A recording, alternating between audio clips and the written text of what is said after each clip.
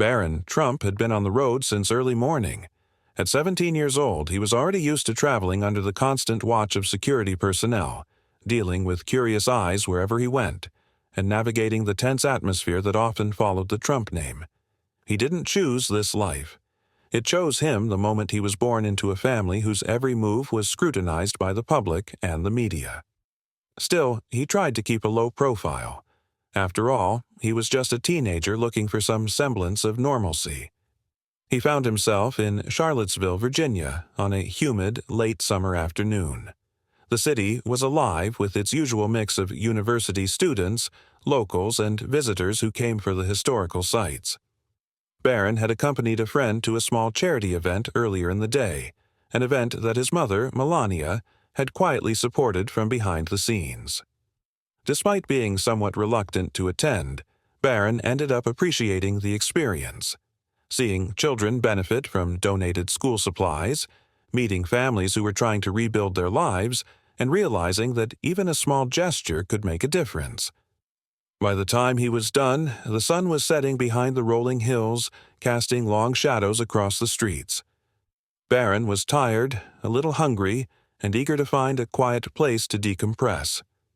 His security detail, 3 individuals in plain clothes, had accompanied him all day.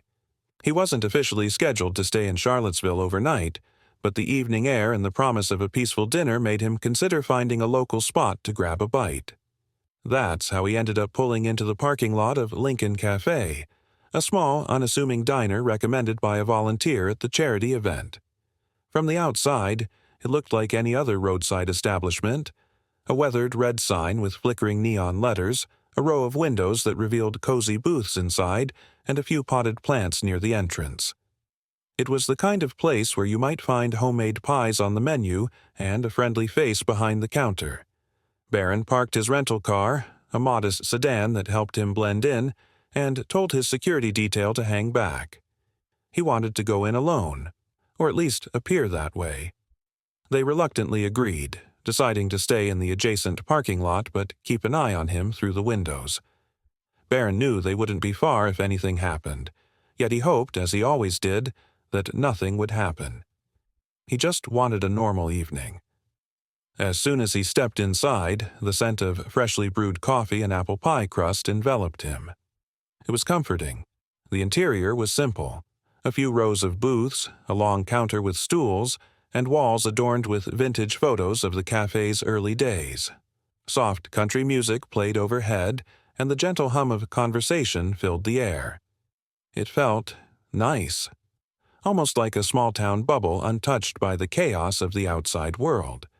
But that bubble popped the moment the hostess behind the counter recognized him.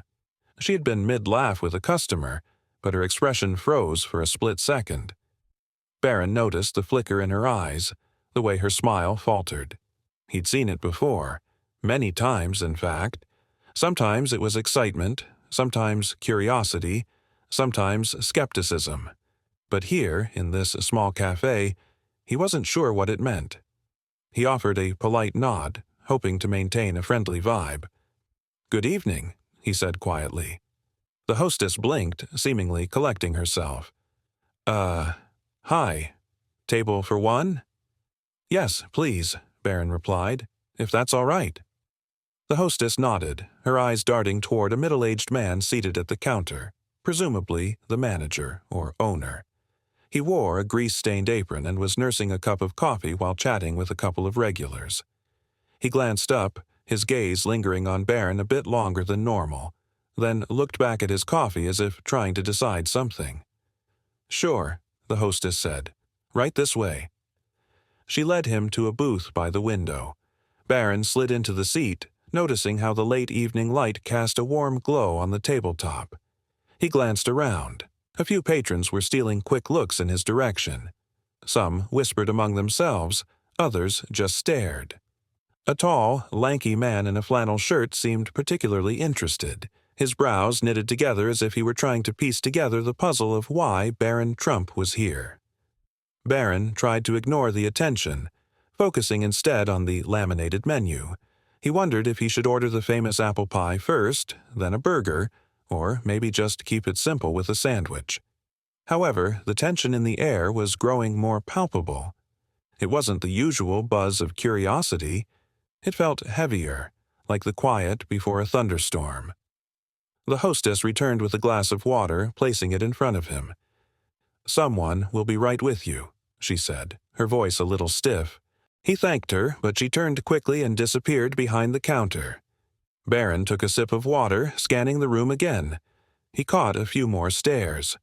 Some people looked away, while others held his gaze, defiant or curious. It reminded him of the countless times he'd walked into rooms where people had preconceived notions. About him, about his family, about politics. He wasn't here to argue or debate, though. He just wanted a meal. After a minute or two, the man in the grease-stained apron approached. Up close, Barron could see his name tag. Don. He was built solidly, with broad shoulders and a stern expression that didn't soften even when he forced a half-smile. "Evening," Don said, crossing his arms. "Can I help you?" Barron offered a polite smile. "I was hoping to get something to eat. The apple pie here is supposed to be good, right?" Don grunted in acknowledgement, but he didn't seem eager to engage. "We've been around for a while. People like our pie." He paused, eyes flicking toward the door as if checking for more visitors. "We don't usually get your kind in here." Barron blinked, not entirely sure how to respond. "My kind?" Don shrugged. "You know, someone with your last name. People around here might have strong opinions."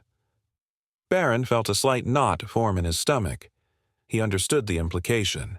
His father's presidency and the polarizing nature of the Trump name. He had encountered hostility before, but rarely so openly in a small-town diner. He decided to keep his tone calm. "I'm just here for dinner, sir. I'm not looking for trouble."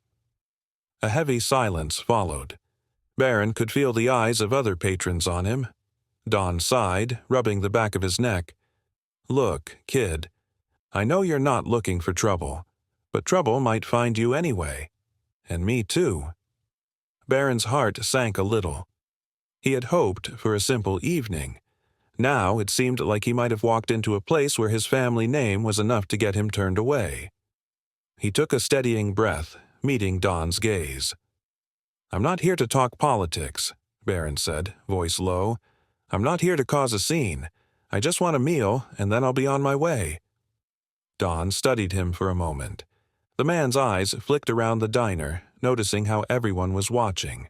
It was clear he was weighing his options. Finally, he nodded, though the gesture felt reluctant. "All right, let me grab you a menu. But keep in mind, people have opinions." Barron nodded, relieved that he might at least get to eat. "Thank you." Don walked away, and Barron noticed the hush that had fallen over the cafe. A few patrons were still whispering. Others seemed unsure whether to keep staring or go back to their meals. Barron tried to focus on his phone, scrolling through messages, trying to distract himself from the tension. 5 minutes passed, then 10. No one came back to take his order. The diner wasn't busy, maybe a handful of customers. Yet the waitress, a middle-aged woman named Mary, kept glancing his way but never approached. Barron started to feel a prickling sense of discomfort. He considered getting up to ask if someone would take his order, but something told him not to push it. From the corner of his eye, he saw Don re-emerge from the back. The man looked flustered, running a hand through his short-cropped hair. He whispered something to Mary, who pursed her lips. Barron watched them talk, trying to read their expressions. It didn't look good. Finally, Mary exhaled, stepping out from behind the counter. She walked toward Barron with measured steps, as if steeling herself. When she reached his booth, she offered a tense smile that didn't reach her eyes. "I'm sorry," she began, her voice barely above a whisper. We can't serve you tonight." Barron felt a wave of confusion. "Why not? Did I do something wrong?" She shook her head quickly. No, it's just, Don's the owner, and he's not comfortable with you being here. It's not personal." Barron let out a quiet laugh, though there was no humor in it. "It feels pretty personal." Mary looked genuinely apologetic, but also resolute, as if the decision was out of her hands. "We've had some issues in the past with customers who, let's just say, don't align with local sentiments. Don is worried it'll cause a scene, or that some folks might take offense. I'm really sorry." A tightness spread through Barron's chest. He could sense eyes on him from every corner of the diner. Some people wore expressions of discomfort, others seemed almost pleased at the drama. He realized that if he made a scene, it would confirm the worst assumptions people had about him or his family: entitled, pushy, or arrogant. But if he walked away quietly, he'd be letting them push him out just because of who he was. He took a moment, inhaling deeply. "Is Don here? Can I talk to him directly?" Mary hesitated, then nodded. "Yeah, let me get him." As she left, Barron could hear hushed conversations breaking out again. He caught snippets of phrases. "Does he think he can just walk in here? Not the kind of trouble we need? It's just a kid, though." The words stung, but Barron kept his composure. He felt a surge of determination. He had the right to eat here, just like anyone else, yet he also knew that forcibly demanding service might not be the best path forward. He decided to approach this calmly. Don walked over, arms still folded across his chest. He paused at the edge of the booth, his jaw set. "Look, I'm sorry. I talked it over with Mary. We can't serve you." Barron straightened his shoulders. "Why?" Don's eyes flicked to the side. "Because I don't want trouble in my cafe. People around here, they see you, they think of your father, and all the controversy that comes with that name. It's nothing personal." Barron bristled. "It's pretty personal to me." A murmur of agreement or disagreement rippled through the small space. One man in the corner, older, with a weathered face, shook his head disapprovingly. Barron couldn't tell if it was aimed at Don or at him. Don sighed, rubbing his forehead. "Kid, you gotta understand, this is my livelihood. If folks decide I'm siding with your family, they might stop coming. If folks decide I'm siding against you, that could also be a problem. But right now, them seeing you here is making everyone uneasy. I just don't want the hassle." Barron felt a flare of frustration. "I'm just trying to have dinner. I'm not here to promote anything, not here to give a speech, not here to fight with anyone. I'm just a teenager who's hungry." Don studied Barron's face for a long moment. The cafe had grown eerily quiet. Even the sizzle from the kitchen seemed muted, as if the cooks had stopped flipping burgers to listen. "All right," Don finally said, his tone still guarded. "Let's say I let you order. What then? If someone in here starts shouting or filming you on their phone, it's gonna blow up, and my cafe becomes the next big headline." Barron nodded. "I get that, but that's a possibility wherever I go. That's not my choice. That's just how it is. Believe me, I wish it weren't." There was a flicker of something in Don's expression. Sympathy, maybe, but it was gone in an instant. "I don't want to be rude," he said slowly, "but I think it's best if you just head out. I'll even pay for a meal somewhere else if you want, but not here." The statement hung in the air, heavy as lead. Barron's hands clenched into fists under the table. He could feel the adrenaline rush that came with indignation, but he forced himself to remain calm. He glanced around the diner. People were watching, waiting to see how he'd react. This was a defining moment, one that might end up on social media if someone decided to record. For better or worse, Barron was used to this kind of spotlight. Still, it hurt. "All right," he said softly, standing up. He swallowed the lump in his throat, trying not to let bitterness creep into his voice. "I'll leave, but I'd like to say one thing before I go." Don shifted uncomfortably. "Go ahead." Barron turned, raising his voice just enough so the nearby tables could hear. "I respect your right to run your business as you see fit, but I hope you realize that turning someone away because of their name, or who their family is, might not be the message you want to send." He paused, letting the words sink in. "I'm not here to fight. I'm here to eat, and I think that should be enough." With that, he nodded to Dawn, stepped away from the booth, and walked toward the exit. The hush in the cafe was almost suffocating. He could feel eyes boring into his back. Outside, his security detail was already stepping forward, concern etched on their faces. Barron signaled them off with a quick gesture. He wasn't in danger, just frustrated. He took one last look at the neon sign of Lincoln Cafe, flickering against the evening sky, and wondered how something so small, a simple meal, could become so complicated. Then he climbed into his car, started the engine, and drove away, the tension from the diner still clinging to him like a second skin. As Barron navigated the dimly lit streets, he replayed the scene in his mind. The hushed whispers, the apologetic hostess, Dawn's stern resolve. It all felt so unfair. He was no stranger to prejudice. He'd grown up hearing both adoration and vilification directed at his father. But tonight was different. It was personal, and he was alone, with no intention of making a statement. 1,000 thoughts raced through his head. Should he have insisted? Should he have tried to reason more with Dawn? Would it have even mattered? He spotted a small convenience store and decided to pull over, hoping to grab a quick snack and gather his thoughts. His security detail followed, parking discreetly nearby. Inside the store, the fluorescent lights hummed softly. He picked out a bottle of water, some chips, and a chocolate bar. Hardly a dinner, but it would do. The cashier didn't seem to recognize him, or if she did, she didn't care. He paid, left, and sat in his car for a moment, staring at the darkening sky. That's when a notification lit up his phone. A friend had sent him a link to a social media post. Curious, Barron opened it. His stomach dropped when he realized it was a video. Grainy and poorly shot, but clearly of him inside Lincoln Cafe. The caption read, "Barron Trump kicked out of a local diner. Owner stands up for the community." He sighed, pressing his forehead against the steering wheel. The post was already gathering views and comments, some supportive, some mocking, some outraged. The same old divisions, the same old arguments. The story of his attempt to have a quiet meal had become yet another talking point. Barron shut off his phone. So much for a peaceful evening. But what he didn't know was that this incident would take on a life of its own in the coming days.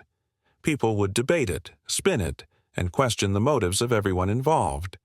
Dawn, Mary, and the regulars at Lincoln Cafe would become unwitting participants in a national conversation. And Barron himself would find that this was only the beginning of a story that would unfold in ways he never expected. The next morning, Barron woke up in a modest hotel room on the outskirts of Charlottesville. Sleep had come in restless waves, haunted by the tension at the diner and the swirling thoughts of the social media backlash. He had no official schedule to keep, no pressing family obligations that day, just the echo of the previous night's events playing on a loop in his head. He checked his phone. Notifications had exploded overnight. Texts from friends, missed calls from a couple of extended family members, and an email from a reporter he vaguely recognized. The short video of him being refused service at Lincoln Cafe had gone semi-viral, at least in political circles. Some commentators were calling it an example of divided America, while others were labeling Barron as a privileged brat who expected special treatment. The irony was that he'd asked for the exact opposite. Barron rubbed his temples, feeling the weight of it all. He was used to media scrutiny, but not in such a direct, personal manner. Usually, he managed to stay out of the headlines, overshadowed by his father or older siblings. Now, he was front and center in a story he never wanted to be part of. While part of him wanted to drive home and forget the whole ordeal, another part, the part that felt the injustice of it, told him to stay. He hadn't done anything wrong. He simply tried to eat at a diner. Why should he run away from that? Plus, the volunteer who recommended Lincoln Cafe had texted him earlier, apologizing profusely for the situation. She offered to meet him at another local spot just to talk and make sure he was okay. Barron appreciated the gesture. He decided to meet her for coffee at a different location, Greenbrier Coffee Company, a small shop near the university campus. If nothing else, he could gather more insight into how the locals felt. Maybe there was more to the story than he realized. His security detail accompanied him, of course, though they kept their distance. The morning sun cast long shadows across the sidewalks as he approached the coffee shop. Students bustled by, some carrying laptops, others wearing backpacks, their minds clearly on classes and upcoming exams. It was a welcome change of scenery. No one seemed to care who he was. Inside Greenbrier Coffee Courser, Barron immediately spotted Mia, the volunteer he'd met at the charity event. She was seated by the window, a steaming latte in front of her, wearing a bright yellow sweater that matched her warm smile. She stood up and waved when she saw him, though her expression held concern. "Barron, hey," she said softly, giving him a quick hug. "I'm so sorry about last night. I had no idea they'd react like that." He shook his head, offering a reassuring smile. "Not your fault, Mia. You couldn't have known." They sat down, and Barron ordered a simple black coffee. Mia fiddled with her cup, clearly upset. "I've been to Lincoln Cafe so many times," she explained. "Don, the owner, he's always been decent to me, but I guess your last name changes things." Barron sighed. "I guess so." They fell into a momentary silence, the hum of the coffee shop filling the gap. Finally, Mia leaned forward. "You know, some folks around here really resent your father. They blame him for all sorts of things. Political tensions, social divides, economic hardships. It's not entirely fair to pin everything on him, but that's the climate." Barron nodded, though he felt a flicker of defensiveness. He'd heard all the criticisms before, but it still stung. "I understand people have strong opinions," he said carefully, "but last night felt different. It was personal." Mia looked down at her latte. "A lot of people here are still healing from events that happened a few years back. Protests, clashes, the national spotlight. Emotions run high. Don's Cafe has become a bit of a gathering place for locals who are tired of feeling like their voices aren't heard." Barron sipped his coffee. It was rich and strong, a welcome jolt to his system.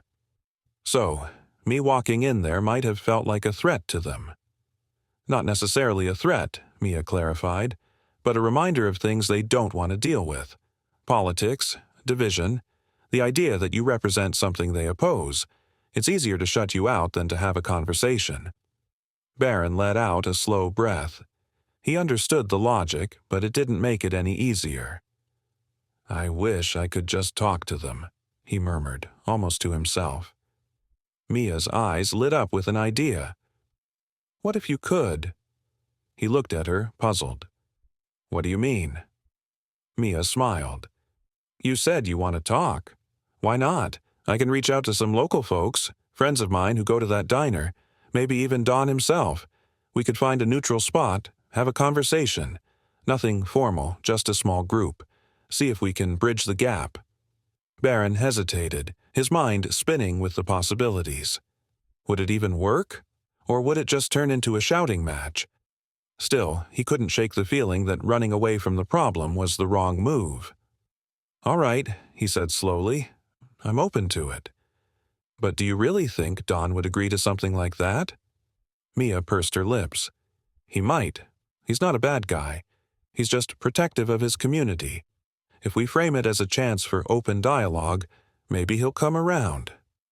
Over the next few hours, Mia made some calls, texting friends and acquaintances. Barron sat quietly, sipping coffee and scrolling through his phone. He saw more articles about the diner incident, some sensationalized.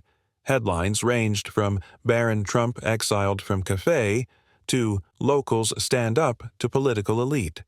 The comment sections were a toxic mix of support and derision. Mia's friends replied with varying degrees of interest.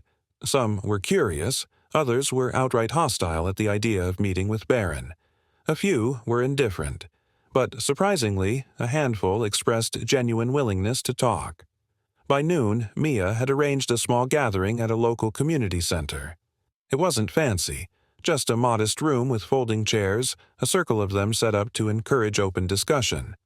The plan was to meet that evening, around 6, giving people time to finish work or classes.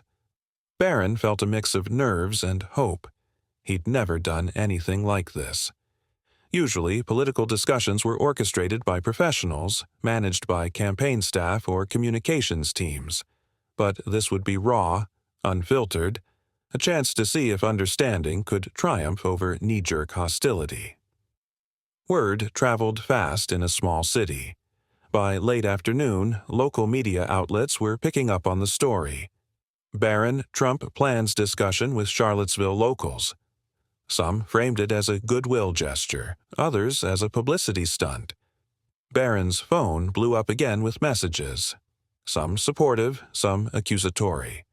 A few family friends called, urging caution, worried that he might be walking into a trap of bad press or hostility. But Barron felt resolute. He remembered the tension in Lincoln Cafe, the hush that fell when he stood up to leave. He wanted to face that tension head-on.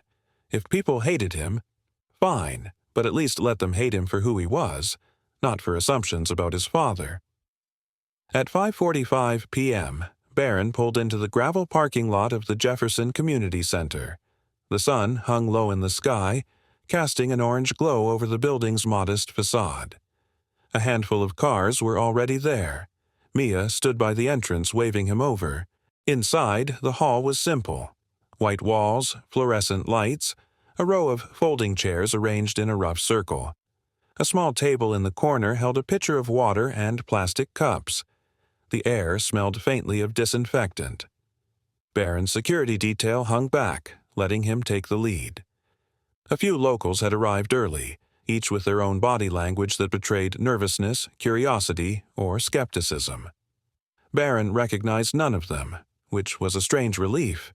They were simply neighbors, students, or workers who had opinions, some likely strong, about the Trump name. By 6 o'clock, about 15 people had gathered. Mia introduced Barron to each in turn. Some shook his hand politely, others merely nodded, their expressions guarded. Barron noticed an older woman, maybe in her 70s, who introduced herself as Linda. She said she'd lived in Charlottesville her entire life. There was a young man named Carlos, a graduate student at the university who studied political science. A middle-aged couple, Ben and Sharon, who owned a local hardware store, and a few others. To Barron's surprise, Don, the owner of Lincoln Cafe, had shown up.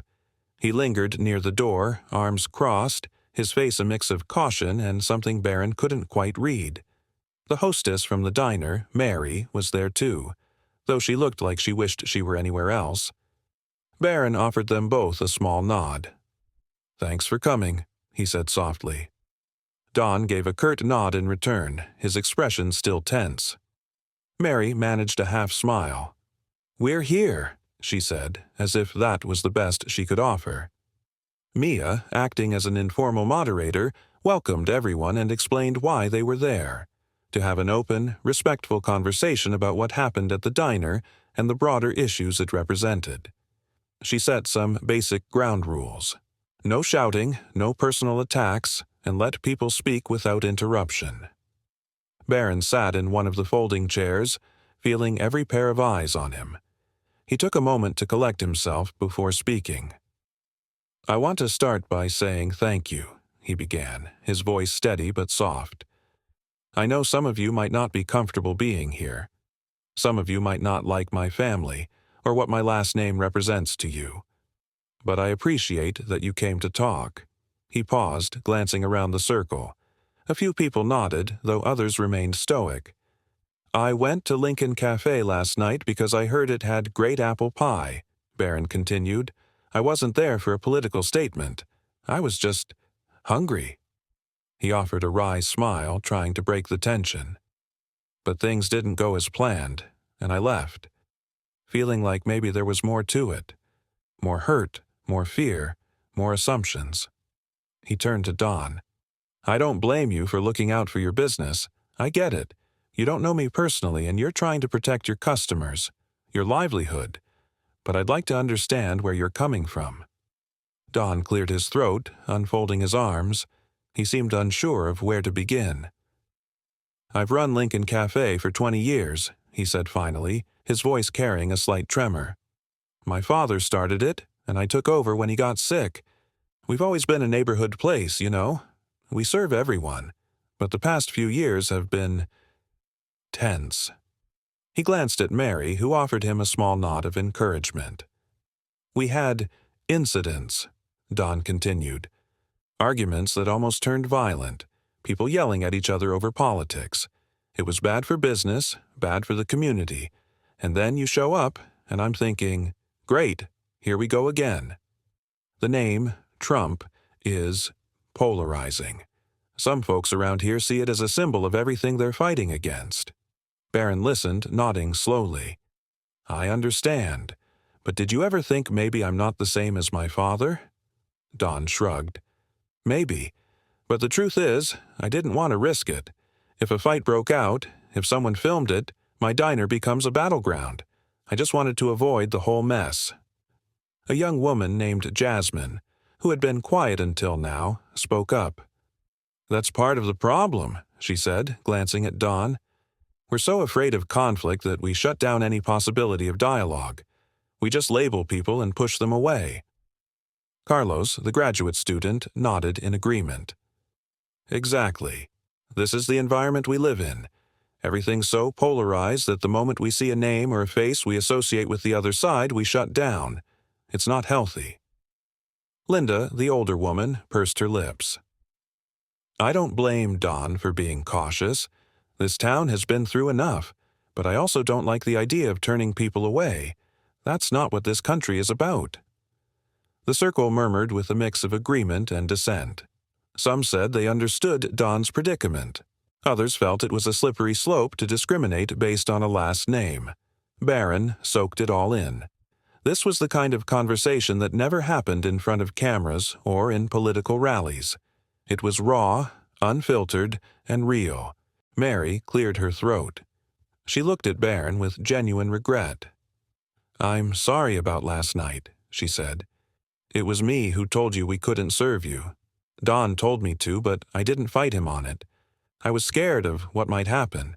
I was thinking of the worst-case scenario.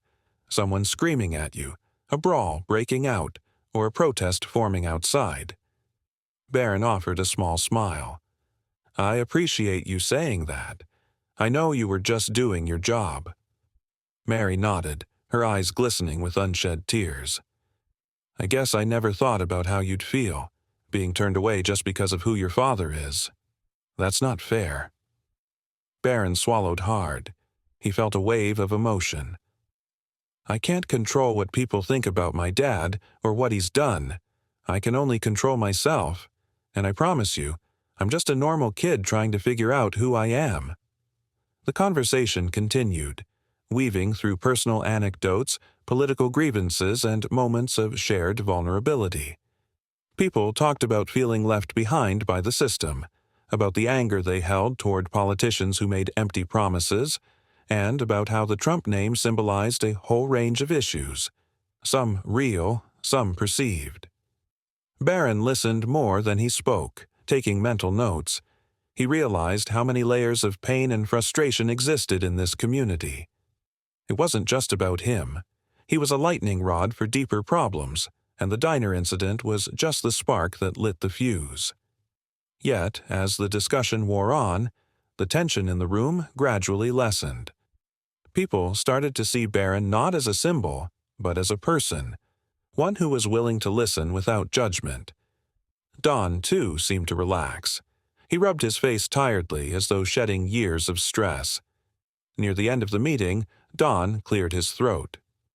"Listen," he said, addressing Barron directly.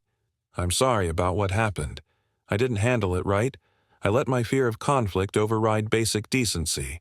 That's on me." Barron nodded, a hint of relief washing over him.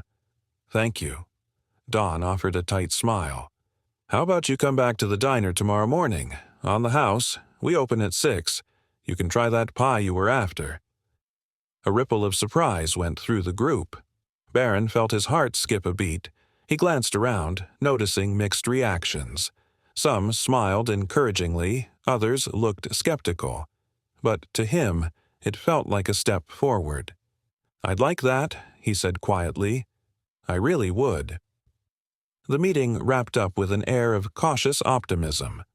Mia collected phone numbers and email addresses, suggesting they continue the dialogue. Barron shook hands with nearly everyone, even receiving a few warm pats on the back. When he reached Don, the older man still seemed uneasy, but he extended his hand. Barron shook it firmly, meeting his gaze. "See you tomorrow?" Don asked, voice gruff but not unkind. "Yeah," Barron replied, trying not to sound too eager. "Tomorrow." As people filtered out of the community center, Barron lingered for a moment. The fluorescent lights hummed overhead, and Mia gave him a supportive hug. He felt a strange mix of relief and apprehension. This wasn't a resolution, just the start of something. But for the first time since he stepped foot in Lincoln Cafe, he felt a glimmer of hope that understanding might be possible. Outside, the sun had fully set, leaving a warm glow in the sky. Barron looked at the silhouettes of the departing cars and let out a breath he hadn't realized he'd been holding.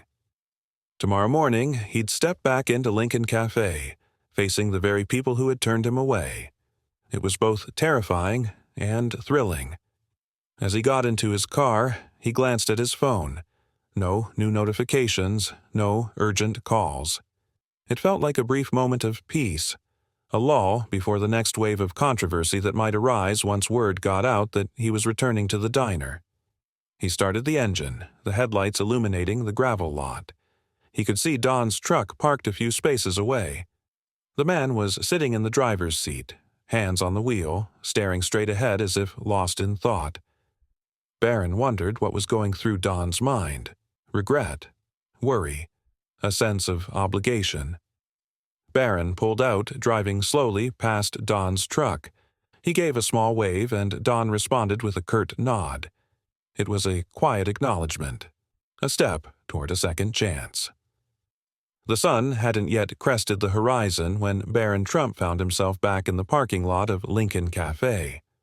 A soft, orange glow lit the sky, and the neon sign still flickered, though it was barely visible against the early morning light. He felt a swirl of nerves and anticipation in his gut. This was it, the moment he'd see if Don truly meant what he said. He stepped out of his car, wearing a simple hoodie and jeans, hoping to keep things casual. His security detail was present but unobtrusive, parked a few spaces away, ready to intervene if necessary. Barron took a deep breath, inhaling the crisp morning air. The cafe sign buzzed faintly, an almost comforting reminder of small-town life. Pushing open the door, Barron was greeted by the jingle of the little bell overhead. Inside, the scene was much calmer than the previous evening. A few early risers occupied the booths, a man reading a newspaper, a woman sipping coffee while scrolling on her phone, and an older couple quietly chatting. Don stood behind the counter, wiping it down with a rag. When he looked up and saw Barron, his expression flickered. For a split second, Barron thought he saw hesitation, maybe even regret. But then Don nodded in acknowledgement, setting the rag aside. "Morning," he said, voice gruff. Barron managed a small smile. "Morning." He glanced around, noting that Mary wasn't there yet. Another waitress, a younger woman with a friendly face, was filling salt shakers. She paused when she saw Barron, her eyes widening slightly, but she said nothing. Instead, she placed the salt shaker down and walked into the kitchen, likely to tell the cook who had just arrived. Don cleared his throat, gesturing to a booth. "Have a seat. Coffee?" Barron nodded, trying to hide his relief that he hadn't been kicked out on sight. "Yes, please." He slid into the booth he had chosen the night before, the same one by the window. The early morning sun cast long shadows across the worn tabletop. A moment later, Don approached with a steaming mug of coffee, setting it down without a word. Barron wrapped his hands around the mug, letting the warmth seep into his fingers. "Thanks," he said softly. "I appreciate you letting me come back." Dawn shrugged, avoiding eye contact. I said I would. Figured I should keep my word. For several minutes, neither of them spoke. Barron sipped his coffee, trying to calm the butterflies in his stomach. He was aware of the occasional glance from the other customers, but so far, there was no tension or hostility in the air, just curiosity. Eventually, the door jingled again. Barron glanced up to see Linda, the older woman from the community center discussion, walk in. She offered him a polite nod, then headed to the counter. Dawn gave her a warm smile, and they exchanged a few words, too low for Barron to hear.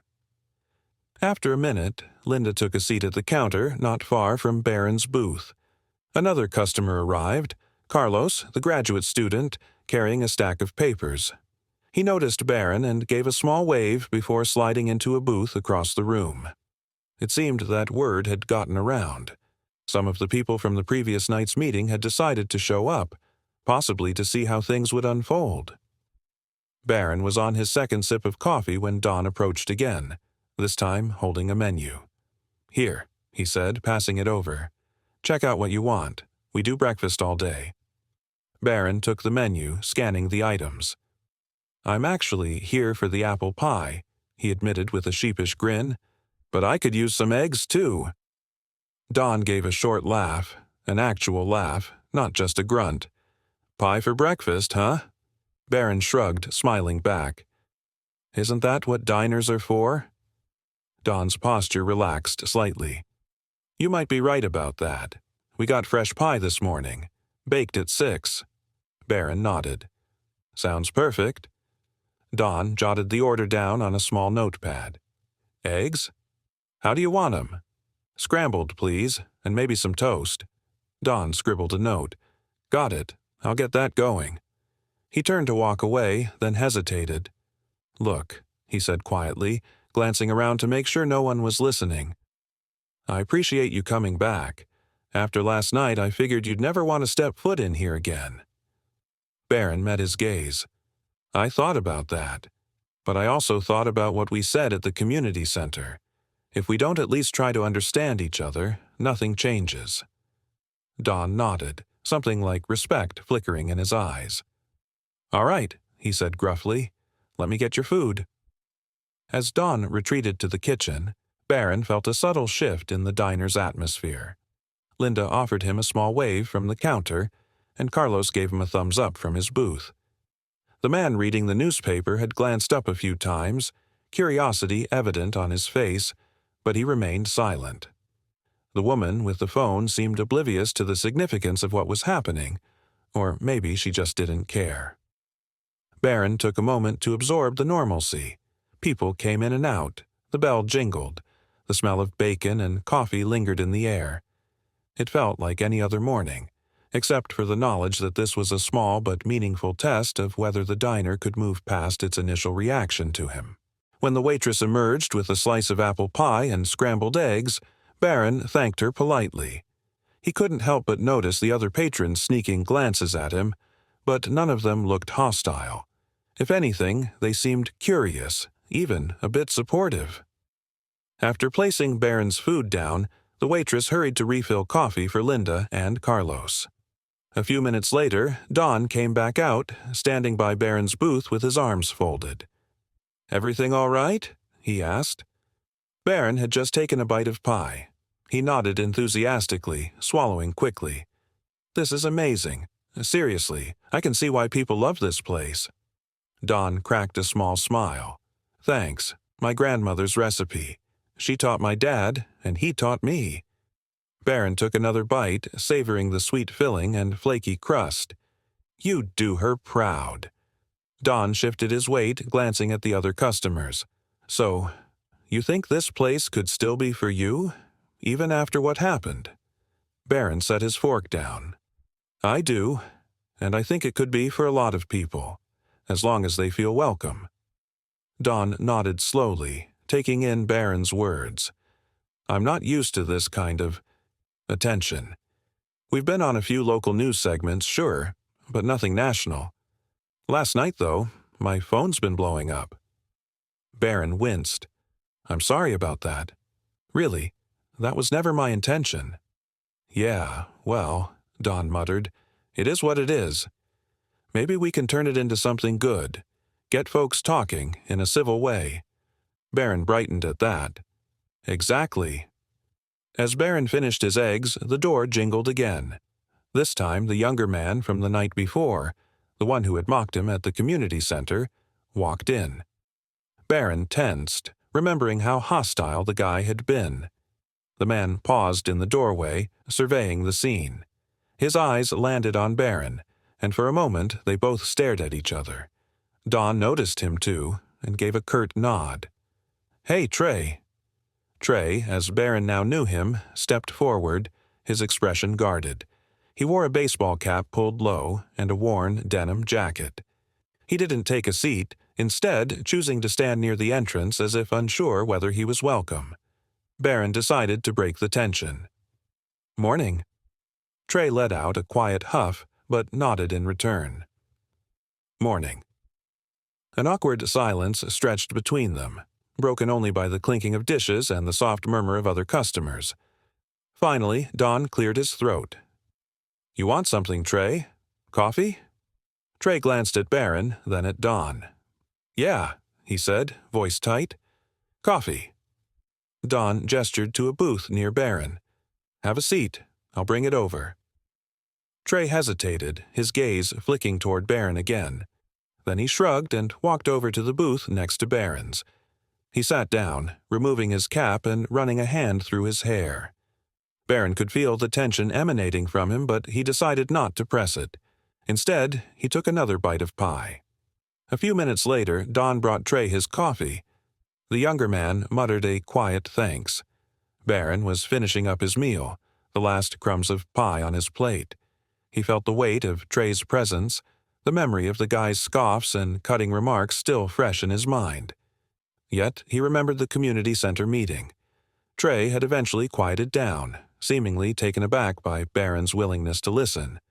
Maybe that was a starting point. Summoning a bit of courage, Barron turned to face Trey. "How's your morning?" Trey looked up, brows furrowed. "Fine." "Good," Barron replied. "Mine's better now that I've had some pie." A faint smirk tugged at Trey's lips, though it didn't quite blossom into a smile. "So, I see." They fell silent again until Trey cleared his throat. "Look," he began, "I didn't mean to be a jerk last night.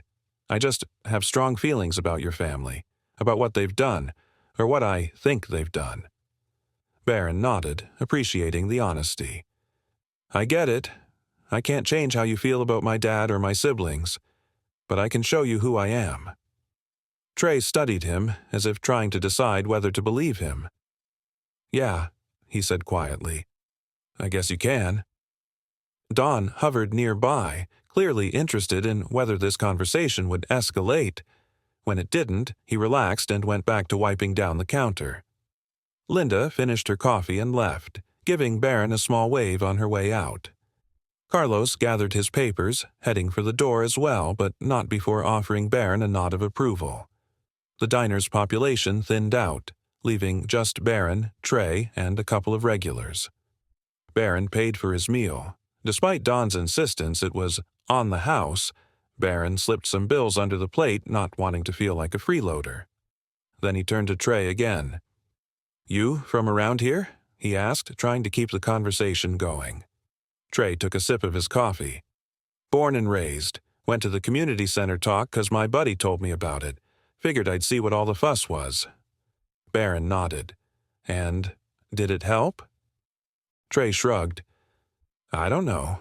Maybe. You didn't act the way I expected. I thought you'd be all high and mighty telling us how we're wrong about everything." Barron sighed.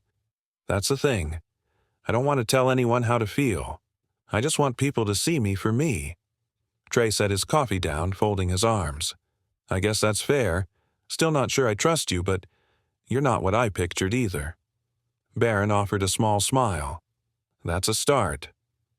As Trey and Barron tentatively found common ground, Don approached with a refill pot. He topped off Trey's mug, then looked at Barron's empty plate. "You want another slice?" Barron chuckled. "I'd love one, but I should probably pace myself." Don smirked. "Suit yourself." He hovered for a moment, then said, "You know, I was worried this morning would be a repeat of last night. Tension, arguments, maybe even protests. But it's quiet." Barron nodded. "Quiet can be good." Don exhaled, his gaze drifting to the front windows. "Yeah, it can. Maybe this is how we move on. Slowly, with a few conversations at a time." Trey grunted in agreement, surprising both of them. "One conversation at a time," he echoed, taking another sip of coffee. Despite the calm inside Lincoln Cafe, the outside world wasn't so tranquil. Unbeknownst to Barron, a local news crew had parked across the street, cameras ready. They'd caught wind that Barron Trump might return, and they were hoping to capture any drama. Instead, they got footage of him eating pie, chatting with the diner's owner, and talking to a local man. Hardly a sensational headline. Nevertheless, they filmed the scene from a distance, capturing Barron's exit around mid-morning. The story that aired later that day was markedly different from the initial wave of coverage. It showed a teen quietly paying his bill, exchanging a few words with the owner, and leaving without incident.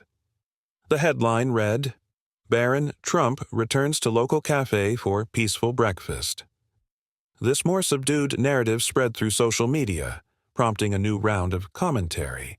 Some accused Barron of orchestrating a PR stunt. Others applauded him for trying to bridge the gap. Many, however, simply noted that it was a rare instance of tension de-escalating instead of spiraling out of control. 2 days later, Barron was still in Charlottesville, having decided to extend his stay. Mia had invited him to another community event, and he'd agreed, wanting to continue engaging with people beyond the diner incident. On the morning of the event, he received a text from Don. "Hey, we're having a small gathering tonight at the cafe. Some of the regulars and me. Just a friendly get-together. Thought you might want to come by if you're still around." Barron stared at the message, a small smile forming on his lips. It was one thing for Don to tolerate him as a customer. Inviting him to a gathering was something else entirely. "Thanks for the invite, Don. I'll be there." That evening, the diner was closed to the general public. Don had turned off the neon sign and locked the front door, letting only a select group of friends and regulars in. About 10 people showed up, including Mary, Trey, Linda, Carlos, and a few others Barron hadn't met before. They pushed a few tables together, forming a makeshift communal space in the center of the diner. Don served up coffee, pie, and some comfort food. Fried chicken, mashed potatoes, cornbread. The atmosphere was relaxed, with light chatter filling the air. Barron felt a hint of nervousness as he walked in, but it quickly melted away when Don waved him over, handing him a plate of food. "Dig in," Don said, a genuine smile on his face. Barron nodded, feeling a sense of gratitude. He took a seat next to Carlos, across from Trey. Mary sat diagonally, offering him a warm smile. Linda was further down the table, chatting with another local about the best fishing spots near the river. Over the course of the evening, they shared stories, some funny, some serious. Don talked about his father's early days running the diner. Mary recounted the time she accidentally mixed up sugar and salt in the pie recipe, leading to a disastrous morning. Carlos spoke about his research on political polarization and how small acts of kindness could shift entire communities. Barron listened more than he spoke, but when asked, he opened up about his own experiences. He talked about what it was like growing up in the spotlight, how he'd learned to tune out the noise, and how he was still figuring out who he wanted to be, separate from his family's political legacy. To his surprise, Trey asked him questions. Real questions, not just veiled jabs. "So, what do you want to do after high school?" he asked between bites of cornbread. Barron shrugged. "I'm not entirely sure yet. Maybe college, maybe something else. I like technology, coding, that kind of thing. But who knows?" Trey nodded thoughtfully. "That's cool. I got into welding after high school. Pays the bills, and I like working with my hands." Barron smiled. "That's awesome. I've always admired people who can build or fix things. I'm all thumbs when it comes to that. They shared a brief laugh, the tension that once defined their interactions now replaced by a cautious camaraderie. As the evening wound down, Don tapped the side of his glass with a spoon, drawing everyone's attention. "Hey, I just want to say something," he began, his voice carrying over the quiet murmur of conversation. "I know we've all been through a lot these past few days. Emotions ran high, words were said, lines were drawn, but this feels good. Sharing a meal, talking like human beings." He paused, looking at Barron. "Kid, I owe you an apology for how I treated you that first night. I let my fears get the better of me, and I'm glad you gave me a second chance." Barron nodded, feeling a lump in his throat. "I appreciate that, Don. And I'm glad you gave me a second chance, too." The group offered a smattering of applause. Linda wiped a tear from her eye and Mary squeezed Barron's shoulder affectionately. Trey simply gave him a nod of respect. They all knew that the diner incident wasn't a magic cure for the country's divisions. It was a small story in a big world full of conflicts and misunderstandings. But in that moment, in the warm glow of the diner's lights, it felt like a glimpse of what could happen when people chose conversation over confrontation. Barron left Lincoln Cafe that night with a full stomach and a full heart. Outside, the stars glittered against the dark sky, and the cool night air carried the distant chirping of crickets. He stood by his car for a moment, looking back at the diner. Through the window, he could see Don and Mary tidying up, exchanging a few last words with Trey. He thought about how close he'd come to leaving Charlottesville the morning after he was kicked out. How easy it would have been to give up on this community. But instead, he stayed. And because he stayed, a small corner of the world had shifted, if only a little bit. His phone buzzed in his pocket. A text from Mia. "Heard you went to Don's gathering. How was it?" Barron smiled, typing back quickly. "It was really good. Thanks for everything." Then he slipped his phone away, climbed into his car, and started the engine. As he drove off, he felt a quiet sense of hope, tempered by the knowledge that real change was slow and messy. But tonight, at least, he'd seen what was possible when people dared to talk to each other face to face. And maybe, just maybe, that was enough to make all the difference.